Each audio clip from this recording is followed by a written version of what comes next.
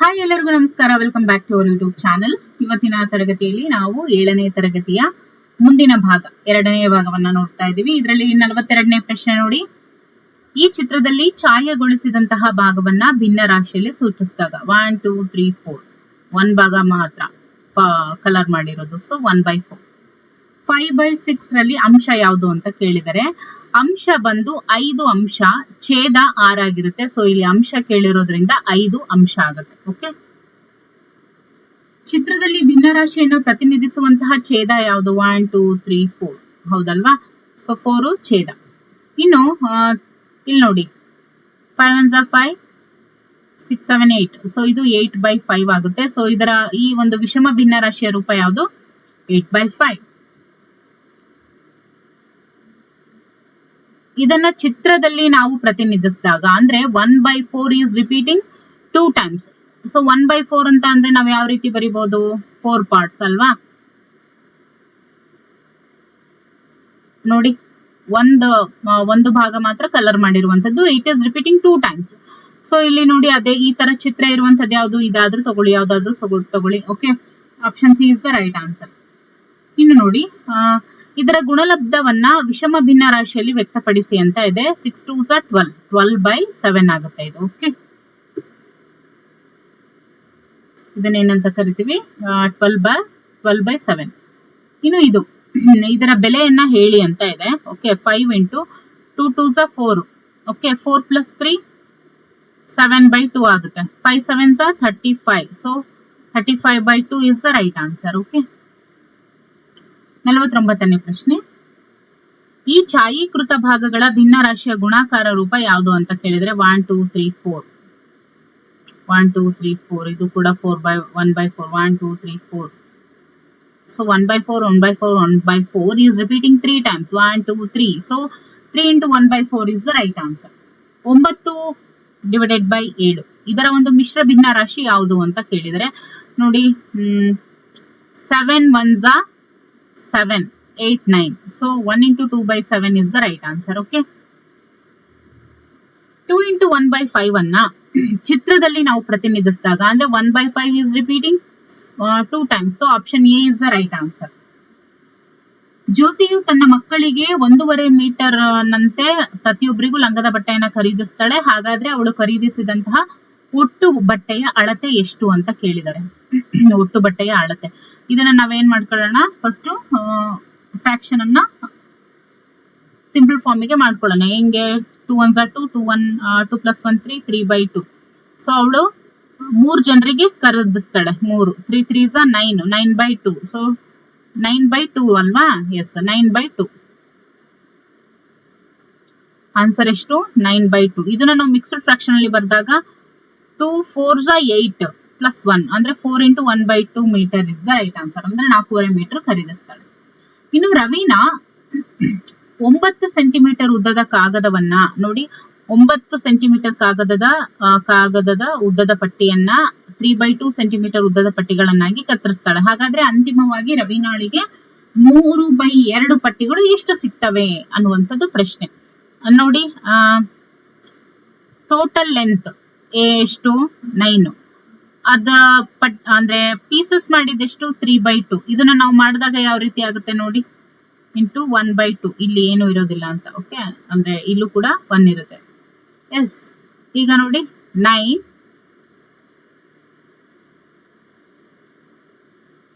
No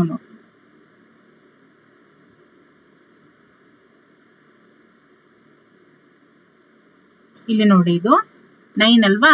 ಅಂದ್ರೆ means 9/1. ಇದು 3/2. ಈಗೇನಾಗುತ್ತೆ? Into 2/3. So 9 2s 18/3. 3 1s 3 6 18. So option 6 ಅಂದ್ರೆ answer 6. Option A is the right answer. ಜೀವಿತ ಒಂದು ಪುಸ್ತಕವನ್ನ ಪ್ರತಿದಿನ 1.5 ಗಂಟೆ ಓದ್ತಾಳೆ. ಎಷ್ಟು? 1.5 ಗಂಟೆ ಓದ್ತಾಳೆ. ಅವಳು ಪೂರ್ತಿ ಪುಸ್ತಕ ಓದೋದಕ್ಕೆ 8 ದಿನಗಳು ಬೇಕಾಗುತ್ತೆ. ಪುಸ್ತಕ ಓದೋದಕ್ಕೆ ಅಗತ್ಯವಿರುವಂತಹ ಒಟ್ಟು ಗಂಟೆಗಳು ಎಷ್ಟು? ಈಗ ನೋಡಿ, ಅವಳು ಒಂದು ಪುಸ್ತಕವನ್ನ 1.5 ಗಂಟೆ ಓದ್ತಾಳೆ. ಅವಳು ಓದೋದಕ್ಕೆ 8 ದಿನ ಬೇಕಾಯ್ತು. 2 1s 2 2 + 1 3 3/2. ಸೊ ಅವಳು ಎಷ್ಟು ದಿನ ತಗೊಂಡ್ಲು? 8 ದಿನ ತಗೊಂಡ್ಲು. Okay, so 24/2. 2 1s 2 2s. ಹಾಗಾದ್ರೆ ಒಂದು ಪುಸ್ತಕ ಓದೋದಕ್ಕೆ ಅವಳಿಗೆ ಎಷ್ಟು ಗಂಟೆ ಬೇಕು? 12 ಗಂಟೆ ಬೇಕು. ಇನ್ನು 2/5 ಡಿವೈಡೆಡ್ ಬೈ 25/8 ಇದನ್ನ ಗುಣಾಕಾರದ ರೂಪದಲ್ಲಿ ನಾವು ಬರೆದಾಗ ಯಾವ ರೀತಿ ಬರಿತೀವಿ?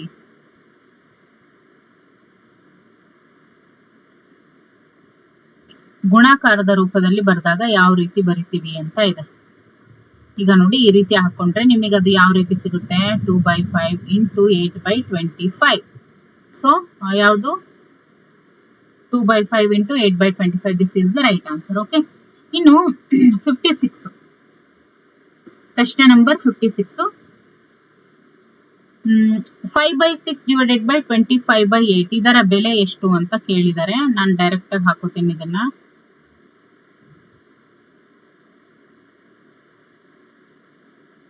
5 5s 25, 6 3s 18. So 3/5 is the right answer. Okay.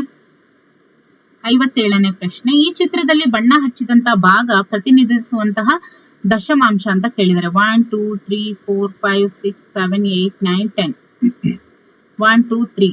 So 0.3 is the right answer. Okay.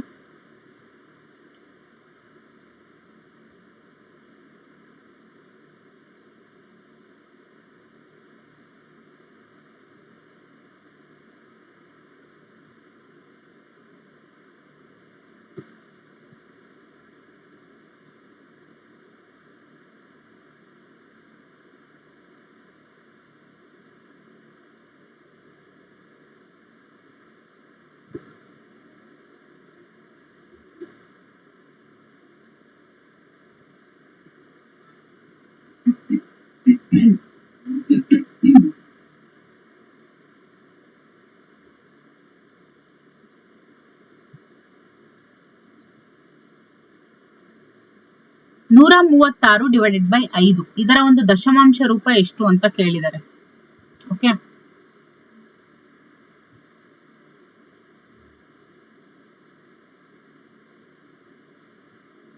ನೂರ 36 ಡಿವೈಡೆಡ್ ಬೈ 5 ಇದರ ಒಂದು ದಶಮಾಂಶ ರೂಪ ನೋಡಿ. 5 1s 5 2s 10, 5 7s 35 point. Okay, 5 2s 10. So 27.2 is the right answer. Okay. ಇನ್ನು 59ನೇ ಪ್ರಶ್ನೆ ನೋಡಿ. ಒಂದು ತರಗತಿಯಲ್ಲಿ 44 ಮಕ್ಕಳಿರ್ತಾರೆ. ಅದರಲ್ಲಿ 3/4 ಭಾಗ ಗಂಡು ಮಕ್ಕಳಿದ್ದಾರೆ. ಹಾಗಾದ್ರೆ ಹೆಣ್ಣು ಮಕ್ಕಳ ಸಂಖ್ಯೆ ಎಷ್ಟು ಅಂತ ಕೇಳಿದ್ದಾರೆ. ಓಕೆ. ನೋಡಿ, 44 ಜನ ಇದ್ದಾರೆ. ಅದರಲ್ಲಿ 3/ಭಾಗ ಗಂಡು ಮಕ್ಕಳಿದ್ದಾರೆ. ಓಕೆ.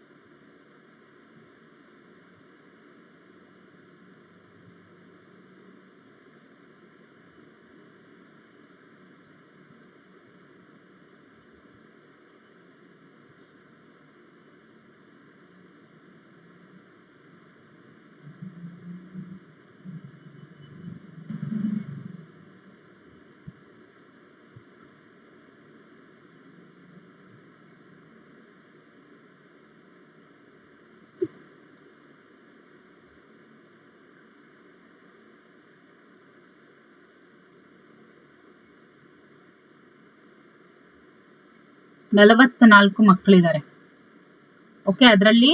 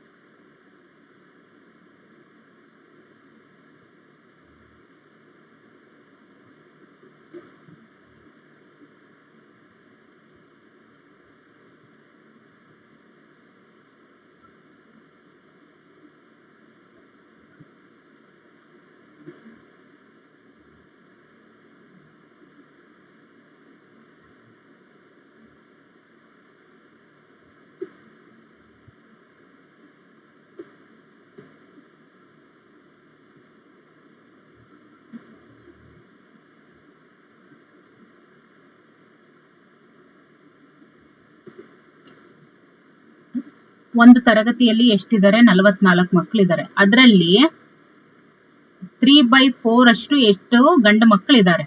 ಓಕೆ, ನಾವಿವಾಗ ಉಳಿದ ಹೆಣ್ಣು ಮಕ್ಕಳ ಸಂಖ್ಯೆನ ಕಂಡುಹಿಡಿಬೇಕು.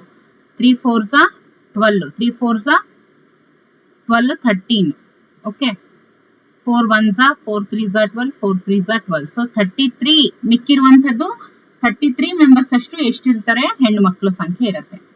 ಇನ್ನು 20/7 ಇದನ್ನ ನಾವು 4/7 ಇಂದ ಇದರ ಕನಿಷ್ಠ ರೂಪವನ್ನ ಬರಿಬೇಕು. ಇದನ್ನ ಭಾಗಿಸಿ 4/7 ಇದರ ಕನಿಷ್ಠ ರೂಪವನ್ನ ಬರಿಬೇಕು. ಓಕೆ, 20/7 4/7.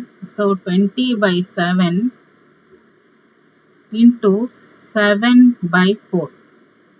4 1s 4 5s ಕನಿಷ್ಠ ರೂಪ ಏನಾಗುತ್ತೆ? 5 ಆಗುತ್ತೆ. ದಶಮಾಂಶ ಕೋಷ್ಟಕದಲ್ಲಿ ದಶಮಾಂಶದ ಮುಂದಿನ ಸ್ಥಾನ ಏನು ಅಂತ ಕೇಳಿದರೆ, ನೋಡಿ ದಶಮಾಂಶ ಕೋಷ್ಟಕದಲ್ಲಿ ದಶಮಾಂಶದ ಮುಂದಿನ ಸ್ಥಾನ ಶತಾಂಶ ಆಗಿರುತ್ತೆ. ದಶಮಾಂಶ ಸಂಖ್ಯೆಗಳಲ್ಲಿ ಎಡಭಾಗದ ಸಂಖ್ಯೆಗಳನ್ನ ಹಾಗೂ ಬಲಭಾಗದ ಸಂಖ್ಯೆಗಳನ್ನ ಓದುವಂತಹ ವಿಧಾನ ಅಂತ ಕೇಳಿದರೆ ಹಿಡಿ ಮತ್ತು ಬಿಡಿ ಅಂತ ಹೇಳ್ತೀವಿ. ಹಿಡಿ ಮತ್ತು ಬಿಡಿ.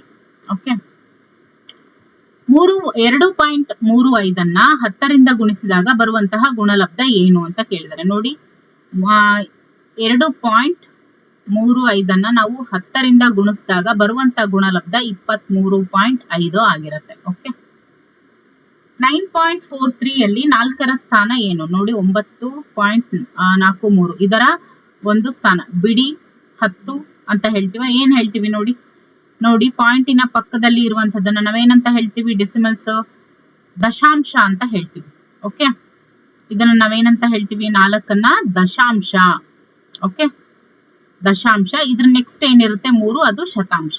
ಓಕೆ, ಇದು ದಶಾಂಶ. 4 ಏನಿದೆಯಲ್ಲ ಇದು ದಶಾಂಶ, ಇದು ದಶಾಂಶ.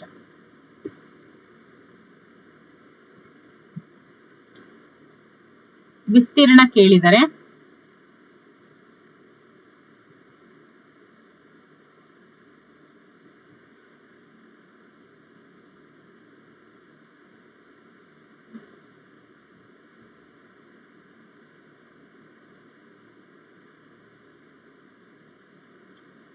ಈ ಆಯತದ ವಿಸ್ತೀರ್ಣ ಅಂತ ಕೇಳಿದರೆ, ಸೊ ನೋಡಿ 5.7 into 3 ಮಾಡಿದಾಗ 3 7s 21, 3 5s 15, 16, 17.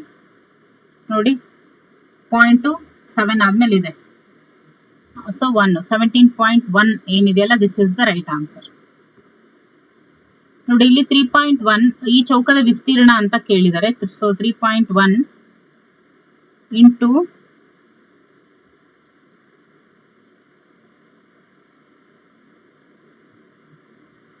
3.1.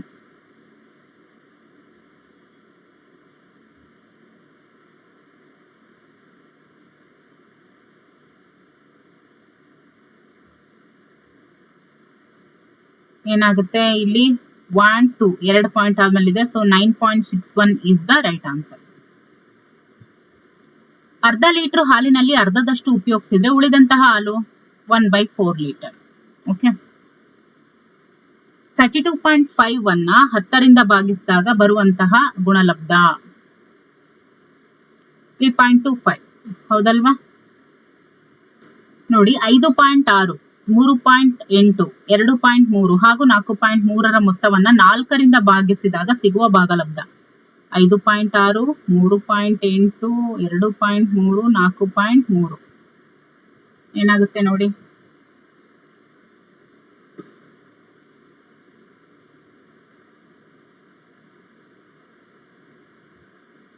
5.6, 3.8, 2.3, 4.3.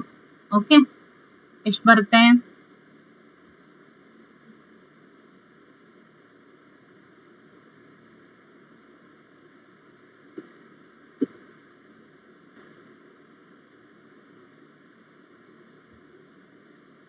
ಎಂಟು 9 10 14 16 16.0 ಬರುತ್ತೆ. ಸೊ ಅದನ್ನ 4 ರಿಂದ ಕಳೆದಾಗ 4 4s 16. So 4 is the right answer. Okay, ಈ ಕೆಳಗಿನ ಸಮಸ್ಯೆಗಳನ್ನ ಬಿಡಿಸಿ ಅಂತ ಇದೆ. ಮೊದಲನೇ ಪ್ರಶ್ನೆ, ಚಂದ್ರನ ಮೇಲೆ ವ್ಯಕ್ತಿಯ ತೂಕ ಭೂಮಿಯ ಮೇಲಿನ ತೂಕದ 1/6 ಇರುತ್ತೆ. ಹಾಗಾದ್ರೆ ಭೂಮಿಯ ಮೇಲೆ ಒಬ್ಬ ವ್ಯಕ್ತಿಯ ತೂಕ 54 ಕಿಲೋಗ್ರಾಂ ಆದ್ರೆ ಅವನು ಚಂದ್ರನ ಮೇಲೆ ಎಷ್ಟು ತೂಗುತ್ತಾನೆ? ನೋಡಿ, ಇದು very very very very important question. ಈ ಒಂದು ಪ್ರಶ್ನೆ ಮೇಲೆ ಪ್ರತಿ ಬಾರಿ ಕ್ವೆಶನ್ಸ್ ಬಂದೇ ಬರುತ್ತೆ. ಅದು ಪೇಪರ್ 1 ಅಲ್ಲಾದ್ರೂ ಬರ್ಬೋದು, ಪೇಪರ್ 2 ನಲ್ಲಾದ್ರೂ ಬರ್ಬೋದು. ಬಟ್ ಇದ್ರ ಬೇಸ್ ಮೇಲೆ ಮಾತ್ರ ವರ್ಷ ಬಿಟ್ಟು ವರ್ಷ, ಒಂದ್ ವರ್ಷ ತಪ್ಪಿದ್ರೆ ನೆಕ್ಸ್ಟ್ ವರ್ಷನಾದ್ರೂ ಖಂಡಿತವಾಗ್ಲೂ ಈ ಕ್ವೆಶನ್ ಬಂದೇ ಬರುತ್ತೆ. ಕ್ವೆಶನ್ ಪೇಪರ್ ನ ಸಾಲ್ವ್ ಮಾಡಿದವ್ರಿಗೆ ಇದು ಗೊತ್ತಿರತ್ತೆ. ಓಕೆ, ನೋಡಿ, ಚಂದ್ರನ ಮೇಲೆ ತೂಕ ಭೂಮಿಯ ಮೇಲಿನ ತೂಕದ 1/6 ಇರುತ್ತೆ. ಓಕೆ, ಇಂಟು ಭೂಮಿಯ ಮೇಲಿನ ತೂಕ. ಓಕೆ, ಹಾಗಾದ್ರೆ ಇಲ್ಲಿ ನೋಡಿ, ಭೂಮಿಯ ಮೇಲೆ ಒಬ್ಬ ವ್ಯಕ್ತಿಯ ತೂಕ 50 ಕಿಲೋಗ್ರಾಂ ತೂಗಿದ್ರೆ ಚಂದ್ರನ ಮೇಲೆ ಎಷ್ಟು ತೂಗ್ತಾನೆ? ನೋಡಿ, ಭೂಮಿಯ ಮೇಲೆ ವ್ಯಕ್ತಿಯ ತೂಕ ಎಷ್ಟು? 54 kg ಇದೆ. ಹಾಗಾದ್ರೆ ಅದನ್ನ ನಾವೇನ್ ಮಾಡ್ಬೇಕು? ಇಂಟು 1/6 ಮಾಡ್ಬೇಕು. ಓಕೆ, ಅವಾಗ ಏನಾಗುತ್ತೆ ನೋಡಿ, 6 9s 54. ಹೌದಲ್ವಾ? ಹಾಗಾದ್ರೆ ಅವನು ಚಂದ್ರನ ಮೇಲೆ 9 kg ಅಷ್ಟು ತೂಗ್ತಾನೆ. ಓಕೆ, ಒಂದು ಫ್ಯಾಮಿಲಿ ಪ್ಯಾಕ್ ಬಿಸ್ಕತ್ ಮೇಲೆ 48 ರೂಪೀಸ್ ಇರುತ್ತೆ. ಓಕೆ, 48 ಇಂಟು 2/5 ಇರುತ್ತೆ. ಸೊ ಚಿನ್ಮಯಿ 3 ಅಂತಹ ಪ್ಯಾಕ್ ಅನ್ನ ತೆಗೆದುಕೊಂಡ್ರೆ ಅಂಗಡಿಯವನಿಗೆ ನೀಡಬೇಕಾದಂತಹ ಹಣ ಎಷ್ಟು ಅಂತ ಕೇಳಿದ್ದಾರೆ. ನೋಡಿ, ಫ್ಯಾಮಿಲಿ ಪ್ಯಾಕ್ ಬಿಸ್ಕತ್ ಮೇಲೆ 48 ರೂಪಾಯಿ 2/5 ಈ ರೀತಿ ಇರುತ್ತೆ.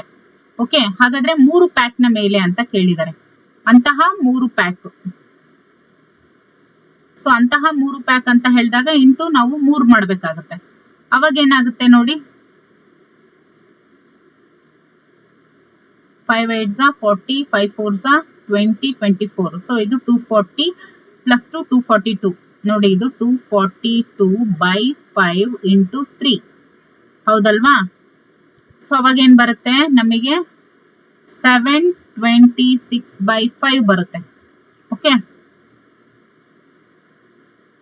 ಇವಾಗ ನಾವು ಅದನ್ನ ಏನ್ ಮಾಡ್ಬೇಕು? ಮತ್ತೆ ಮಿಕ್ಸ್ಡ್ ಫ್ರಾಕ್ಷನ್ಗೆ ಇಟ್ಟಾಗ 145 5s 725. ಸೊ ಹಾಗಾಗಿ 5 ಇಂಟು 145 ಅಂದ್ರೆ ನೋಡಿ 145 ರೂಪಾಯಿ ಇಂಟು 1/5 ಇಷ್ಟನ್ನ ಕೊಡ್ಬೇಕಾಗತ್ತೆ. ಓಕೆ, ಈಗ ಮುಂದಿನ ಪ್ರಶ್ನೆ.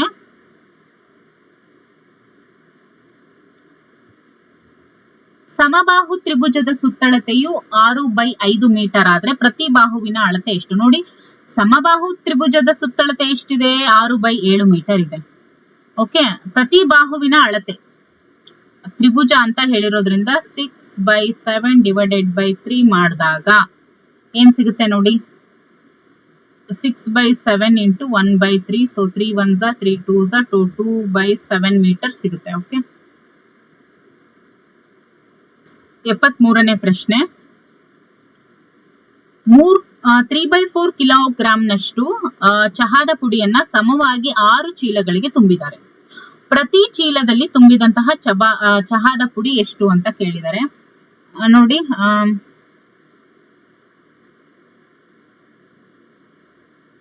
6. ಓಕೆ, ಏನಿಲ್ಲ ಅಂದ್ರೂ ಒಂದಿರುತ್ತೆ. ಸೊ ನೋಡಿ, 3/4 ಇಂಟು 1/6. ಇವಾಗ ಏನಾಗುತ್ತೆ? 3 ಮತ್ತೆ ಇಲ್ಲೇನಾಗುತ್ತೆ? 24. ಹೌದಲ್ವಾ? 3 1s 3 8s. ಸೊ 1/8 ಅಷ್ಟು ತುಂಬಿರ್ತಾರೆ. 1/8 ಗ್ರಾಮ್ನಷ್ಟು ತುಂಬಿರ್ತಾರೆ, ಕಿಲೋಗ್ರಾಮ್ ಅಷ್ಟು ತುಂಬಿರ್ತಾರೆ, 1/8 kg ಅಷ್ಟು ತುಂಬಿರ್ತಾರೆ. ಸಂಸ್ಕೃತಿಯು 5/9 kg ಹಿಟ್ಟನ್ನ ತಂದು ಅದನ್ನ 15 ಸಮಭಾಗ ಮಾಡಿ ಪ್ಯಾಕ್ ಮಾಡಿದಾಳೆ. ಓಕೆ, ಸೊ ಪ್ರತಿ ಪ್ಯಾಕ್ ನಲ್ಲಿ ಹಿಟ್ಟಿನ ತೂಕ ಎಷ್ಟಿರುತ್ತೆ? ಅವಳು ಅಂತಹ 7 ಹಿಟ್ಟಿನ ಪ್ಯಾಕ್ ಮಾರಿದ್ರೆ ಒಟ್ಟು ಎಷ್ಟು ಕಿಲೋಗ್ರಾಂ ಹಿಟ್ಟನ್ನ ಅವಳು ಮಾರದಂಗಾಯ್ತು ಅಂತ 2 ಪ್ರಶ್ನೆ ಕೇಳಿದ್ದಾರೆ. ಸೊ ಪ್ರತಿ ಚೀಲದ ತೂಕ ನೋಡಿ 15 ಸಮಭಾಗ ಮಾಡಿದಾಳೆ. 5/9 kg ಅಷ್ಟು ಹಿಟ್ಟನ್ನ ತಗೊಂಡ್ ಬಂದು. ಸೊ ಅದನ್ನ ನಾವು ಯಾವ ರೀತಿ ಬರಿಬಹುದು? 5/9 / 15.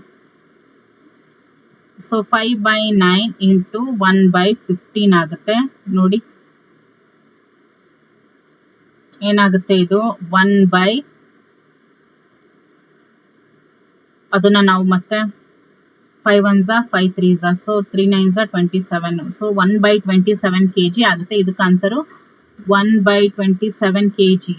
ಇನ್ನು ಅವಳು ಅಂತಹ 7 ಪ್ಯಾಕ್ ಗಳನ್ನ ಮಾಡಿದ್ರೆ, ಸೊ 1/27 ಇಂಟು 7 ಎಷ್ಟಾಗುತ್ತೆ? 7 1s ಇದು. So 7 1s 7 3s 27, 7 3s 21. Okay, so ಇದು ಡಿವೈಡ್ ಆಗಲ್ಲ ಅಲ್ವಾ? ಸೊ 7/27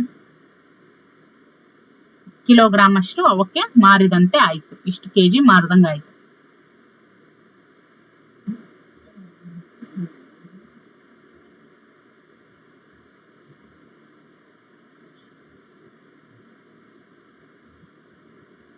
ಎಪ್ಪತ್ತೈದನೇ ಪ್ರಶ್ನೆ.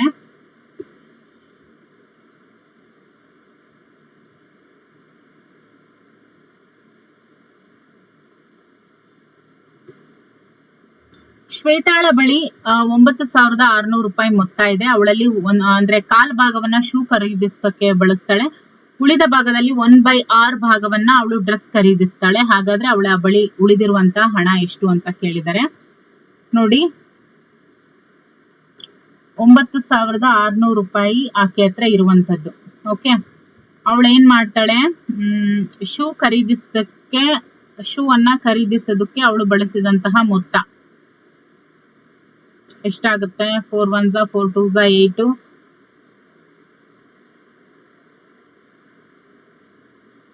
4 4s 16. ಸೊ 2,400 ರೂಪೀಸ್ ಅನ್ನ ಅವಳು ಶೂ ಖರೀದಿಸೋದಕ್ಕೆ ಬಳಸ್ತಾಳೆ.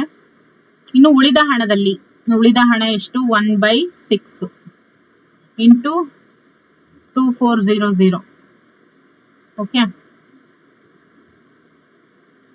ಸೊ 400 ರೂಪೀಸ್ ಬಟ್ಟೆ ಖರೀದಿಸುತ್ತಾಳೆ. ಓಕೆ, ಇನ್ನು ಅವಳ ಬಳಿ ಉಳಿದಂತಹ ಮೊತ್ತ ಅಂತ ಕೇಳಿದರೆ, ಸೊ ಅವಳ ಬಳಿ ಉಳಿದಂತಹ ಮೊತ್ತ ನೋಡಿ ಇಷ್ಟರಲ್ಲಿ. ಈಗ ಇವೆರಡನ್ನ ಆಡ್ ಮಾಡ್ಬೇಕು ನಾವು. ಸೊ ಎಷ್ಟಾಗುತ್ತೆ? 2,800 ಆಗುತ್ತೆ. ಸೊ 6,800 ರೂಪೀಸ್ ಅವಳ ಹತ್ರ ಉಳಿದಿರುವಂತಹ ಮೊತ್ತ. ಇನ್ನು 76ನೇ ಪ್ರಶ್ನೆ ನೋಡಿ, 2 × 3/4 ಇದನ್ನ ಚಿತ್ರದಲ್ಲಿ ಪ್ರತಿನಿಧಿಸಿ ಅಂತ ಇದೆ. ಸೊ ನೀವು ಈಗ ಆಲ್ರೆಡಿ ಗೊತ್ತಿರುತ್ತೆ, 1 2 3 1 2 3 ಅಷ್ಟೇ. ಈ ರೀತಿ ನೀವು ಅಂದ್ರೆ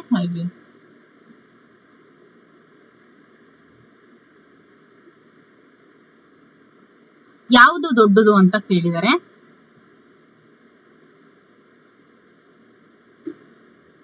ನೋಡಿ 2/5 × 5/14, 6/7 × 2/3. ಇದನ್ನ ಮಾಡಿದಾಗ ನಮ್ಗೆ ಎಷ್ಟು ಸಿಗುತ್ತೆ? ಇದನ್ನ ಮಾಡಿದಾಗ ನಮ್ಗೆ ನೋಡಿ, ಇದನ್ನ ಇಲ್ಲಿ ಬರ್ದಿರ್ತೀನಿ. ಇದನ್ನ ಮಾಡಿದಾಗ ನಮ್ಗೆ ಇಲ್ಲಿ 1/7 ಸಿಗುತ್ತೆ, ಇಲ್ಲಿ 4/7 ಸಿಗುತ್ತೆ. ಸೊ 1/7